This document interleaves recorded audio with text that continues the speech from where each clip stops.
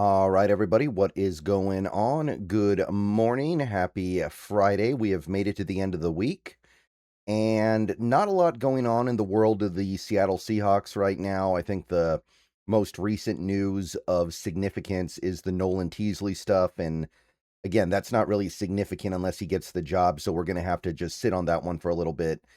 But we did have something happen pretty big within the division yesterday in the late afternoon. I decided to go ahead and save it for the morning video because there's not a lot going on right now. But I would say that this is at least notable for any Seahawks fan.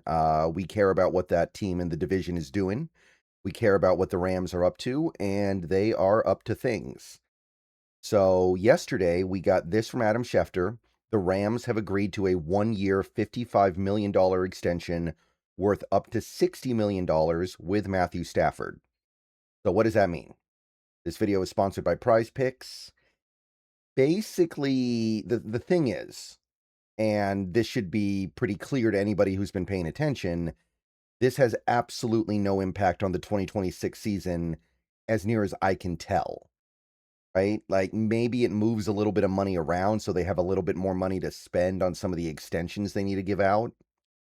But in terms of the product the Rams will put on the field in 2026, this doesn't really change anything at all. The Rams knew Stafford was going to play in 2026. They've known that for months. And he was under contract for 2026 already. So it's not like this is anything new. There's no world where we were sitting there thinking, oh, we're going to deal with Ty Simpson at quarterback this year. And now we're thinking, oh, never mind, Stafford's back. We knew Stafford was back. So what does this extension actually mean? For the most part, it's a move to placate Stafford, right? Players that are as good as Stafford and as important as Stafford, especially coming off the year that he just had, typically will not play on the last year of their contract. It's not particularly common for a good player in, I'd say, most sports, the NFL especially because of how violent it is, to be willing to play with no guarantees beyond the current season. So Stafford having just won MVP, having just had maybe the best season of his career, it makes a lot of sense why he would want to get extended so he's got multiple years left on his deal. Now, Over the Cap has this. I don't know if this is completely updated yet. I think I actually heard somebody say that the Rams were able to trim down the number of void years on the deal to 7, and this has 8 still. So I'm not sure if this is completely updated, but this is the closest thing I could find to an updated cap number for him. And you can see how things now break out, assuming this is the latest and greatest. He's still getting a massive cap hit for 2025, and he's getting the massive cap hit for 2026. And you can see that they also have a bunch of void stuff now. Why Over the Cap shows most of these void years as being $0. I'm not 100% sure. I'm guessing it's because they don't know exactly how things are going to spread out. So they're just kind of leaving it all in this first year and then they'll spread it out later. But the idea behind something like this is it gives the player more options after this season is up. Because before, he was just going to be a free agent. He had no safety net. He had no ability to negotiate from a position of power unless he himself had a great season in 2026. If you like sports, then the best way to make them even better and more exciting is using the Prize Picks app, where it always feels good to be right. Prize Picks makes daily fantasy simple. Just pick more or less on your favorite players and build lineups with a few taps.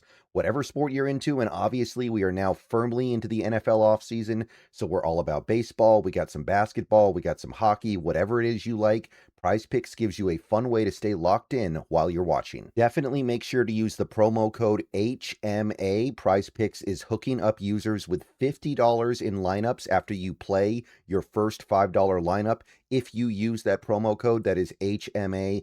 I've had a great time on Prize Picks so far, so definitely get on over to it, check it out, and make sure to get your lineups. And don't forget about Team Picks, where you can pick winners, spreads, and totals on any major game.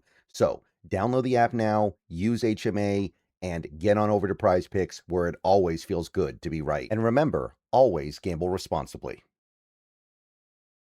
So now, because he got this 1 year, $55 to $60 million extension, when he gets to next season, he can do a couple different things. He can retire, and then this extension is kind of like a golden parachute because this extension comes with some guarantees. We don't know exactly how much of this extension is guaranteed, but obviously we know that some of it is. So basically, he gets paid more money despite not having played more football. It's kind of like the team going, this is how we take care of you. The Rams did the same thing with Aaron Donald once upon a time. We've done it with many players, not necessarily intentionally, but we were paying Cam Chancellor a lot of money after he retired. We were paying Cliff Averill a lot of money after he retired. Now, their retirements were more sudden, but the effect is ultimately the same. So it gives him the option to play, retire, and still get like his, like I said, golden parachute from the team. And if he maybe doesn't play so well this year, or the season just doesn't go so well, it gives him the ability to continue to make a lot of money and continue to play and have the opportunity to try to have a bounce back season in 2027. So there's also that going around here as well. And I do think that when you're talking about the when you're talking about a player as old as Stafford, that is something that is at least worth considering. Although I think if he has a not so great season in 2026, he will probably retire because with players like this, you don't stick around too long after you find out you don't have it anymore. Like this is a guy who may go to the Hall of Fame. You wouldn't think that he would want to cling on to a lackluster standard of play.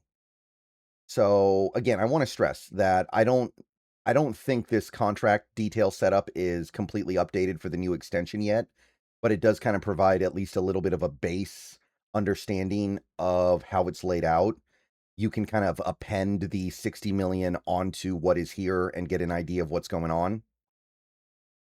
But the point that I'm trying to make here is that this is mostly good for Stafford. This is not necessarily good for the Rams. The only thing that could make it good for the Rams would be if it allows them to move money around now. Like they can take their cap hit for 2026, which according to this is 48 million, and potentially make it less because they're kicking money into now his 2027 season. But that's not necessarily good. That just gives them a little bit more flexibility now if they even decide to exercise that. And again, the real issue with this Rams team right now is they have a ton of players they need to extend because they've drafted well and signed well recently. So they have a lot of players that need to get taken care of. So pushing money down the line may not even be a good thing. That might be actually antithetical to what they want to do because those extensions they hand out are going to get bigger as time goes by. You kind of want to have more cap space later so you can cover that. And what it's good for Stafford because he gets taken care of in a manner of speaking. He gets security, he gets the potential golden parachute, and if he gets to next season and he still wants to keep playing, he can probably renegotiate another extension because he'll have a big cap hit for the next season and the team is going to be motivated to meet him on his terms. So it's good for him. It's not really necessarily good for the team unless he plays at an elite level again in 2026, which is certainly possible, but it's a gamble.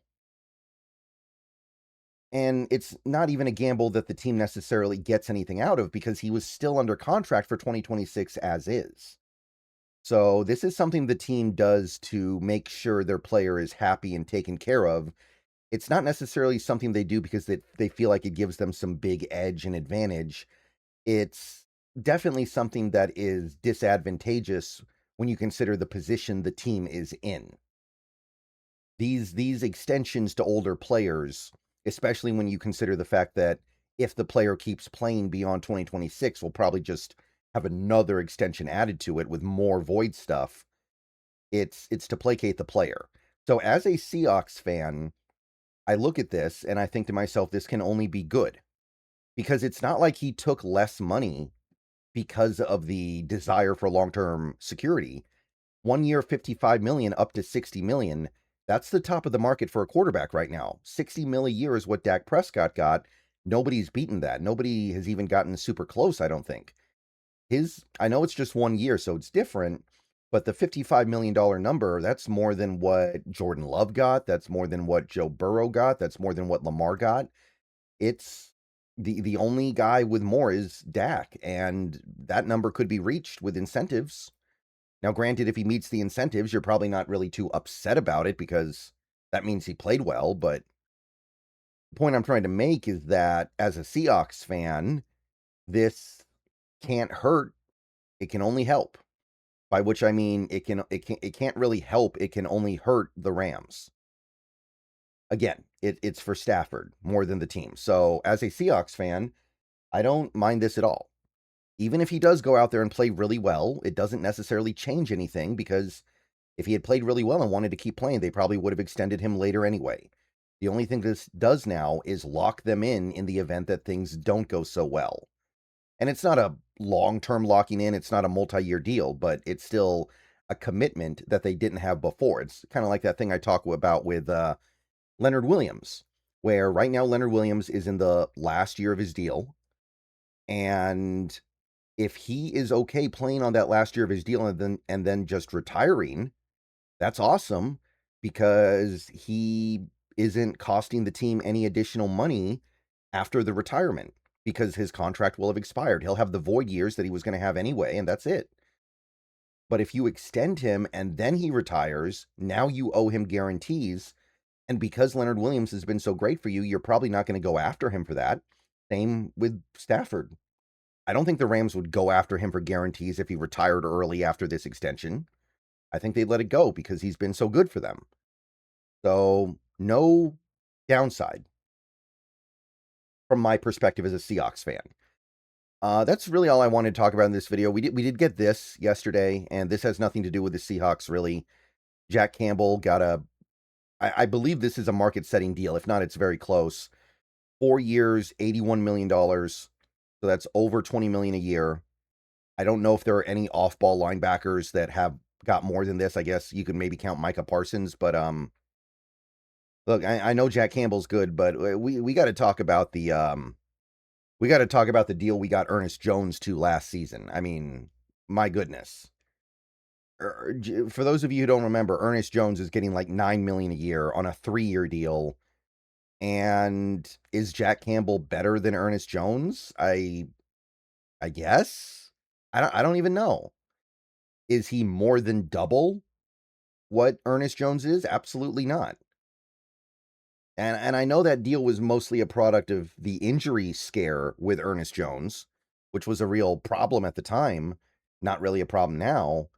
But you look at stuff like this and you're like, man, we're doing well. How did we pull that off?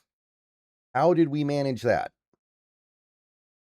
So, hey, if Ernest Jones, after this season, because this is the second to last year of his deal, if he has another season like the season he just had, he may be coming in with his hand out, and with deals like this, you can understand why. All right, that's really all I wanted to talk about. I just wanted to look at that because I got to admit, I know the lines are going to be fine this year, but 20.25 million to an off-ball linebacker who he's good. He's really good. Is he elite? Maybe. I don't know. Okay. Just wanted to ponder that a little bit here. Think about what this team is pulling off with some of these deals. Think about it. All right. Go Hawks. See you guys later. Maybe another video later today, but there's not much going on, guys. There's not much going on. I know OTAs start next week. We'll talk about that when the time comes. Go Hawks.